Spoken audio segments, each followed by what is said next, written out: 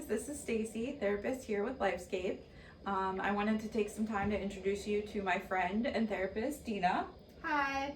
Today we wanted to continue with our discussion on boundaries, specifically more parental boundaries and how they affect young kids from ages, 3, 4 to 5, all the way up to as they transition to young adults.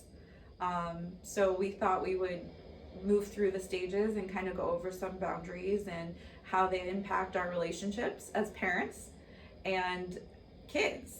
It's interesting because as a parent myself to younger kids, boundaries isn't a discussion that comes up very often. What do you think, DENA? Oh, I absolutely agree. I think a lot of times when we're talking about younger kids, we don't think about the role of boundaries that we need to set for ourselves and set with our children instead of for our children. Exactly. I think a lot of times it's, we're very in that corrective parenting kind of thing where it's like, oh, don't do this, instead of having more of that open conversation with them of how they're feeling, what they're thinking, boundaries that they should be setting for themselves and with other peers. 100%. And I think what happens is as we get older and we watch our kids start to transition into adulthood, we still immediately start to think about how am I going to corrective parent.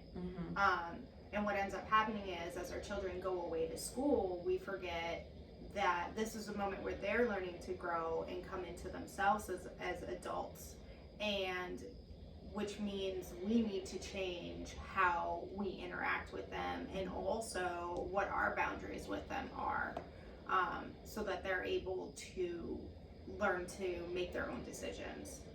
I agree with that completely. I think it's interesting that we somehow kind of forget that it's okay to have the discussion with them about boundaries and have that open communication with them. Sometimes their behaviors change. Sometimes it goes from they become isolated, they become withdrawn, or maybe they're, attached to you and all of a sudden it happens without thinking, and asking them what's going on, asking them how they're feeling and what they're thinking, and being able to not let the discussion stop there.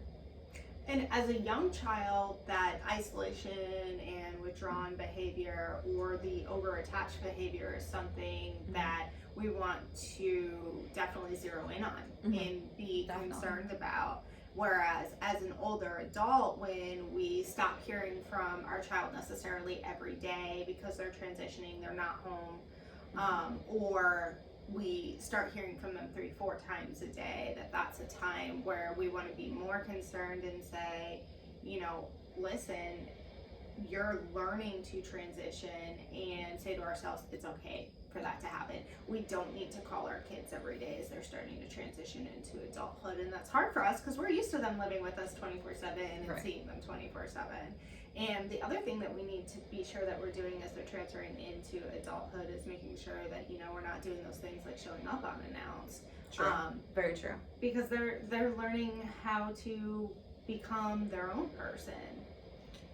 Yes, and I definitely agree with that. I also think not guilting them into feeling like they have to call every day or know what they're doing 24/7. It's important to foster that independence, even as their kids.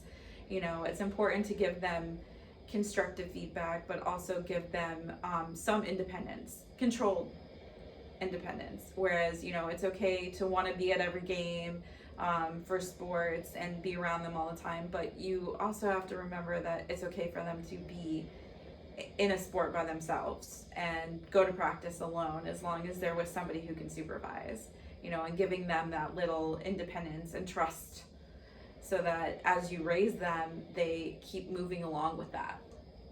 And then when we move on and they're transitioning into school, the thing that we need to keep in mind as parents is that they chose to go a half hour, an hour, 3 hours, 7 hours away because they're learning to foster their independence. Yes. And what we do when we call them every day, or when we show up unannounced, or when we demand to see and meet their new friends that they've only had for a week, we're sending the message, whether we mean to or not, that we don't trust them and that we don't trust their judgment. And we need to be comfortable sending the message that I have parenting parented you for 5 years, 10 years, 15, 17, 20 years, and I trust my parenting skills. Right. And I trust my parenting skills enough to trust that I did what I could to help you become a young adult, and now it's your turn to try it out. Mm-hmm. And it's kind of like watching a little kid as they are learning to walk. Like, we watch them and we're scared that they're going to fall, so we want to stop them. And we learn that it's okay to let them fall if that's what's going to happen. But we want to really reinforce with our kids and say to our kids, I trust you, I trust your judgment, and you're going to succeed. Yes. And it's okay for them to make mistakes from childhood all the way up to adolescence and through young adulthood, even further on in adulthood. Mistakes are going to be made, and just, letting them know that that's okay. You've got to make mistakes and grow from them and learn from them. That's the only way to keep moving and keep growing as a person. I still make mistakes to this day as a parent, as an adult. Sometimes adulting's not fun. Sometimes parenting's not fun. But it's the greatest joy, and I would never go back on that. I think as parents, we have to understand that it's okay and those boundaries are important, but it's also okay to make mistakes. Absolutely. And as we move forward with those things, and we're learning how to create a new relationship with our children as our children grow, right? How we parent them at the age of 5 isn't how we're going to parent them at the age of 12 or the age of 17 or the age of 20. And Sure. so during all this time, we're growing with them, and we talk so often about watching our kids grow and how exciting that is. It's very exciting. It is. And then we have to remember, like, oh no, as they grow, we need to learn that our boundaries need to grow. We need to let it be okay for them to have privacy and maybe close their door at the age of 8 because they want to play alone.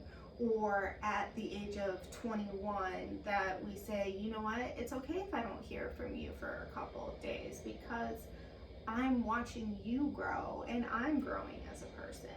Or maybe I don't need to know all of your friends right off the bat. Right. And, it's okay to have family dinners. It's okay to be in contact with them, but you don't need to know anymore what they're doing 24/7. You just need to still be a part of their life and still have that open communication.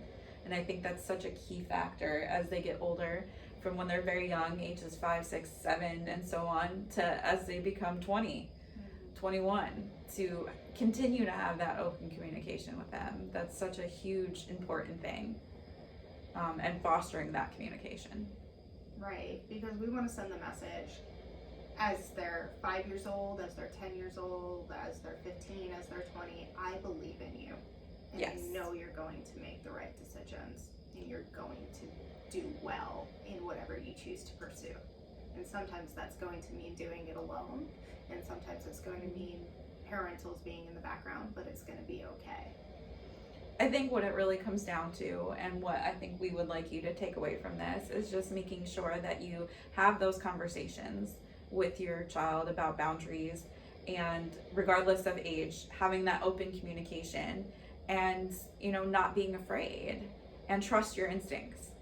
As a parent, trust your gut, because that's what's going to lead you, and that's what's going to help lead them as they get older, and their instincts.